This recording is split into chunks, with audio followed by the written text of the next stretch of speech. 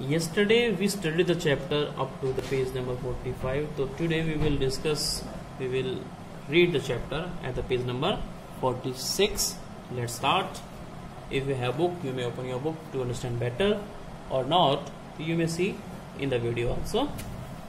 A 3-year study using satellites and aerial photography conducted by the United Nations warns that the environment has deteriorated so badly that it is critical in many of the 88 countries investigated. Satellite के through और aerial photography through air, आसमान से, through some gadgets, may be helicopter is involve. इस तरह से एक United Nations ने एक इन्वेस्टिगेशन की है और जिन 88 कंट्रीज में ये इन्वेस्टिगेशन की गई है, जैसे बताया गया कि 88 कंट्री में इन्वेस्टिगेशन की गई है एनवायरनमेंट के बारे में. तो यूनाइटेड नेशंस ने ये वार्निंग दी है, वार्न किया है सभी को अबाउट द एनवायरनमेंट कंडीशन, कि एनवायरनमेंट जो कंडीशन वो कैसी है, डिटीरियोरेटेड है. जो क्वालिटी है एनवायरनमेंट की वो deteriorate, reducing, falling, getting down, कम हो रही है, खराब होती जा रही है, स्पॉइल हो रहा है एनवायरनमेंट इतनी बुरी तरह से कि कंडीशन क्रिटिकल हो गई है उन सभी कंट्री जिसमें इसको कंडक्ट किया गया है. कंडीशन क्या है, क्रिटिकल है यहाँ पे. There can be no doubt that the growth of world population is one of the strongest factors distorting the future of human society. इस बात में कोई डाउट नहीं है, there is no doubt, कोई संदेह नहीं है कि जो ग्रोथ ऑफ वर्ल्ड पॉपुलेशन है, वर्ल्ड की जो पॉपुलेशन में ग्रोथ आती है, वृद्धि होती है, जिस तरह से पॉपुलेशन बढ़ रही है, ये स्ट्रॉन्गेस्ट फैक्टर है, सबसे मजबूत एक कारण है, तथ्य है, distorting the future of human society. Human society के फ्यूचर को डिस्टोर्ट करने में, फ्यूचर को बिल्कुल डिस्टोर्ट कर देगी. अगर पॉपुलेशन इस तरह से ग्रोथ होती रही तो ह्यूमन सोसाइटी और जो फ्यूचर हमारा पूरी तरह से डिस्टोर्ट हो जाएगा, छिन्न भिन्न हो जाएगा, डिस्ट्रॉय हो जाएगा. It took mankind more than a million years to reach the first billion. Mankind को, ह्यूमन बीइंग की जो रेस है, उसे फर्स्ट बिलियन ऐड करने में, 1 अरब हमारी वर्ल्ड की पॉपुलेशन होने में मोर देन मिलियन ईयर्स लगे, लाखों वर्ष लग गए. That was the world population around the year 1800. 1800 की बात करेंगे हम लोग, 1800 या 18वीं शताब्दी की समाप्ति की हम बात कर लेते हैं. उस वक्त 1800 ईस्वी की हम बात करें, 1800 AD की बात करें, तो पॉपुलेशन 1 बिलियन थी, 1 अरब जिसे हम बोलते हैं. बाय द ईयर 1900, 19वीं शताब्दी आते आते, या 19वीं शताब्दी खत्म होते हुए और 20th सेंचुरी स्टार्टिंग से पहले एक सेकंड बिलियन वॉज एडेड. तो इसमें एक और बिलियन ऐड हो गया, यानी वर्ल्ड पॉपुलेशन 100 सालों में 2 अरब हो गई, 200 करोड़ भी कह सकते हैं. And the 20th century has added another 3.7 billion. और 20th सेंचुरी ने, 20वीं शताब्दी ने इसके अंदर 3.7 बिलियन ऐड कर दिया. इसका मतलब ये हुआ कि 2000 आते आते वर्ल्ड की पॉपुलेशन हो गई 5.7 billion. The present world population is estimated at 5.7 billion, यानी लगभग 570 करोड़ हमारी पॉपुलेशन हो गई है. ये उस वक्त के बाद जब चैप्टर लिखा गया. अगर हम 2020 की बात करेंगे और जो सेंसस ड्यू है, the results will be baffling, confusing. Let's hope कि कितना बुरा होता है. देखते कोई बात करते हैं 5.7 बिलियन की. तो every 4 days the world population increases by 1 million. और हर एक 4 दिन में वर्ल्ड की पॉपुलेशन इंक्रीज हो जाती है 1 मिलियन. 10 लाख लोग सिर्फ 4 दिन में इंक्रीज हो जाते हैं. Fertility falls as income rise. जैसे जैसे हमारी इनकम बढ़ रही है, फर्टिलिटी जो हमारी प्रोडक्टिविटी है, उपजाऊ क्षमता, वो कम होती जा रही है. एजुकेशन स्प्रेड्स, शिक्षा का विस्तार हो रहा है. एंड हेल्थ इम्प्रूव्स, और जो हेल्थ है वो इम्प्रूव हो रहा है, हेल्थ खराब नहीं हो रही है, हेल्थ इम्प्रूव हो रहा है, हम जल्दी नहीं मर रहे हैं, बीमारियों से इतना नहीं मर रहे हैं जितना कि पहले हमारा डेथ रेट होता था।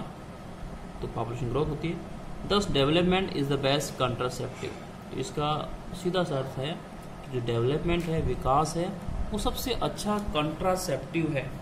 कंट्रासेप्टिव बेसिकली हम कहते हैं कि बर्थ कंट्रोल मेजर है, बर्थ कंट्रोल मेजर है, एक जन्म को रोकने वाली प्रोसेस है। But development itself may not be possible if the present increase in numbers continue, लेकिन अगर प्रेजेंट डे की तरह कंटिन्यू रही, पॉपुलेशन बढ़ती रही, तो डेवलपमेंट, ज़्यादा पॉपुलेशन होगी तो डेवलपमेंट पॉसिबल नहीं है।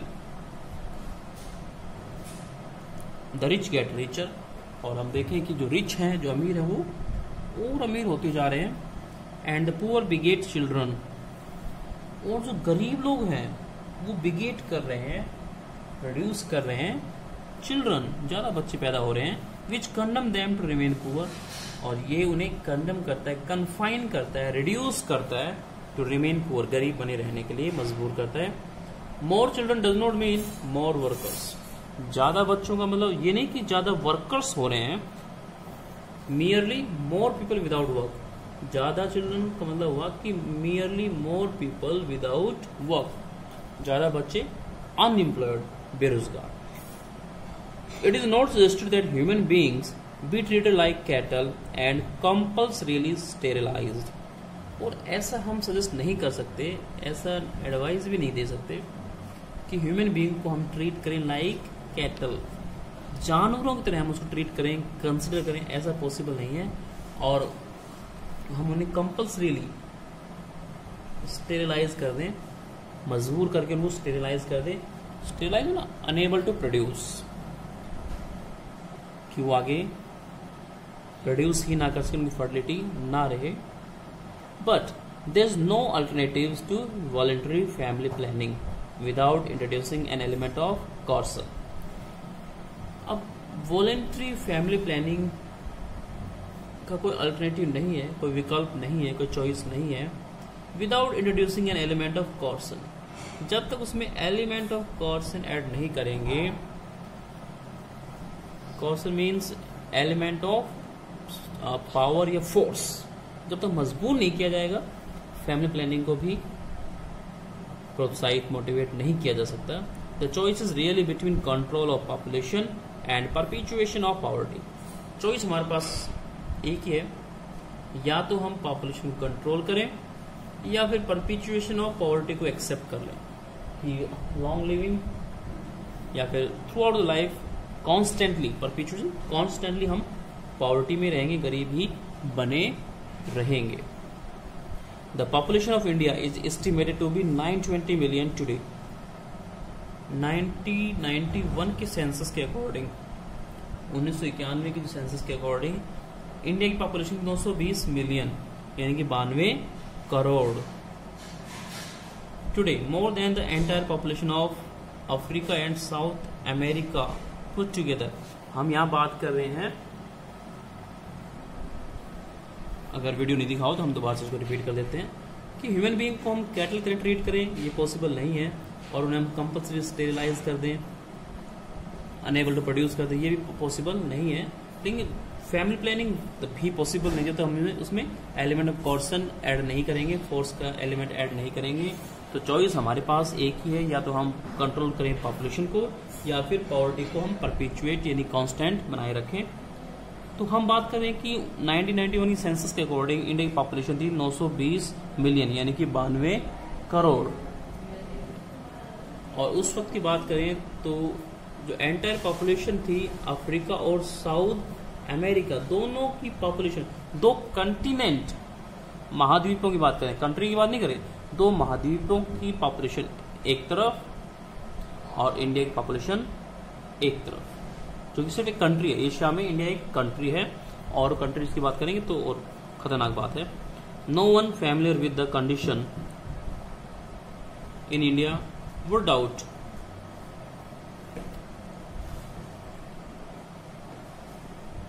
तो जो भी आदमी इंडिया की कंडीशन से फैमिली नहीं है वो इस बात पे डाउट करेगा that the hope of the people would die in their hungry hutments, कि जो गरीब लोग हैं उनकी जो होप है, उम्मीदें हैं, वो हंग्री हटमेंट्स में ही दम तोड़ देंगी, खत्म हो जाएंगी, उनकी मौत हो जाएगी। Unless population control is given top most priority, जब तक पॉपुलेशन कंट्रोल को टॉप मोस्ट प्रायोरिटी नहीं दी जाती, जब तक पॉपुलेशन कंट्रोल को टॉप मोस्ट प्रायोरिटी नहीं दी जाएगी, इन प्राथमिकता हमारी होनी चाहिए पॉपुलेशन को कंट्रोल करने की। उसके बाद में हम कोई और बात सोचेंगे। For the first time in human history we see a transcending concern the survival not just of people but of the planet. Human history में हम पहली बार देख रहे हैं कि ट्रांसेंडिंग कंसर्न, ट्रांसेंडिंग एक्सेलिंग, या हम कहें कि बढ़ती हुई, आगे बढ़ती हुई एक कंसर्न है, एक वरी है, एक चिंता बढ़ रही है।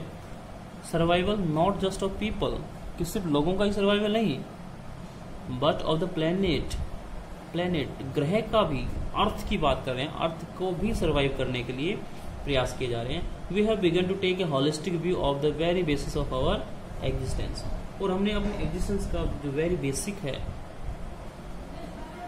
डोमिनेशन से पार्टनरशिप की तरफ, होलिस्टिक डेवलपमेंट की तरफ, वो हमने शुरू कर दिया है। वो व्यू लेना, होलिस्टिक ऑल राउंड व्यू हमने लेना शुरू कर दिया है।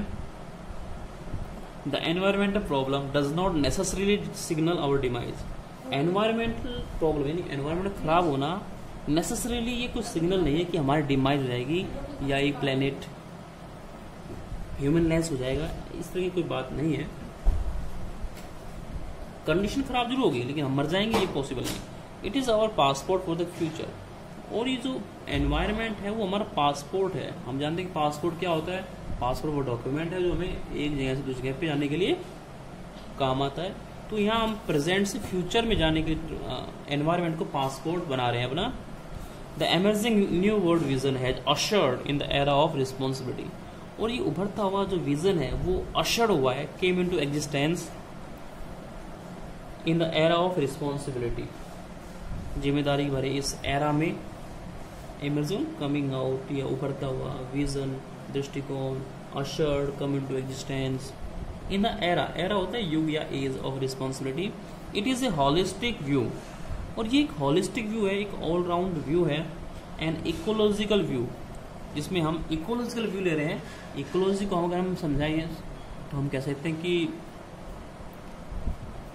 जिस तरह से ह्यूमन बीइंग, एनिमल्स और उनका एनवायरनमेंट कनेक्टेड है, उस सभी को हम पुट टुगेदर करते हैं तो इकोलॉजी की बात आती है, जिसे हम बोलते हैं पारिस्थितिकी। तो ये पूरा व्यू है seeing the world as an integrated whole, और हम पूरे वर्ल्ड को अब एक इंटीग्रेटेड, यूनाइटेड आइटम मान के काम कर रहे हैं, rather than A dissociated collection of part. अब हम इसे एक डिसोसिएटेड, आइसोलेटेड या सेपरेट नहीं मानते हम कि वर्ल्ड के अलग अलग कंट्रीज। हम ये कंडीशन जब आती है तो हम बड़ी कंडीशन से ऊपर उठ जाते हैं, हम वर्ल्ड वाइड बातें करते हैं, तो डिसोसिएटेड नहीं है, बल्कि हम लोग अब यूनाइटेड हैं। Industry has a most crucial role to play in this era of responsibility. तो ये जो एरा ऑफ रिस्पॉन्सिबिलिटी है उसमें इंडस्ट्री को एक अच्छा रोल प्ले करना पड़ेगा। क्रूशियल रोल की हम बात करें, बड़ा ही इंपॉर्टेंट रोल प्ले करना पड़ेगा। What A transformation would be affected if more, now turn the page,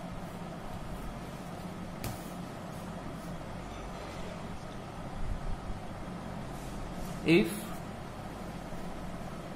more businessmen shared the view of the chairman of DuPont, अगर और बिजनेसमैन भी ड्यूपॉन्ट के चेयरमैन की तरह व्यू को शेयर करें, जो कि मिस्टर एडगर एस वोलार्ड हैं, who 5 years ago declared himself to be the company's chief environmental officer, उन्होंने अपने आप को कंपनी का CEO डिक्लेयर किया, अनाउंस किया, और यहाँ CEO की फॉर्म उसने बनाई चीफ एनवायरमेंटल ऑफिसर, ना कि chief executive officer. He said, our continued existence as a leading manufacturer requires that we excel in environmental performance. और उनका मानना था कि अगर हमें लीडिंग प्रोड्यूसर बना रहना है, मैन्युफैक्चरर बना रहना है, तो इसमें रिक्वायरमेंट है कि हम एनवायरमेंटल परफॉर्मेंस में एक्सेल करें, श्रेष्ठ बने, सुपर बने। यानी एनवायरमेंट को हमने प्योर रखना है, उसको सस्टेनेबल रखना है। और अगर हमारी हेल्थ अच्छी है तो हम लीडिंग प्रोड्यूसर बनने के बाद भी बने रह सकते हैं, कॉन्स्टेंटली उस पोजीशन को मेंटेन कर सकते हैं, अदरवाइज नहीं कर सकते। Of all the statement made by Margaret